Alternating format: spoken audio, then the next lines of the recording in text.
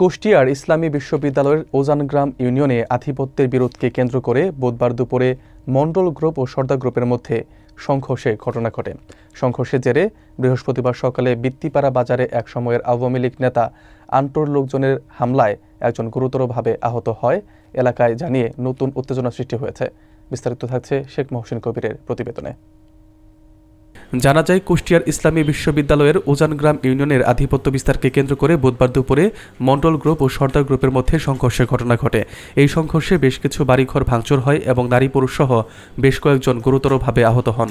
এই ঘটনার জের ধরে বৃহস্পতিবার সকালে গজনবীপুর গ্রামের হরফ মণ্ডলের ছেলে মোহন মণ্ডলকে বৃত্তিপাড়া বাজার থেকে একসময়ের আওয়ামী লীগ নেতা আন্টোর লোকজন কুপিয়ে জখম করে। সর্দার গ্রুপের শরীফুল ইসলাম ও চায়ন মণ্ডলকে এ মারামারি হুকুমদাতা বলে জানা গেছে। এই ঘটনার ফলে এলাকায় বেশ উত্তেজনা বিরাজ করছে। পরিস্থিতি নিয়ন্ত্রণে রাখতে এলাকায় পুলিশ মোতায়েন করা হয়েছে।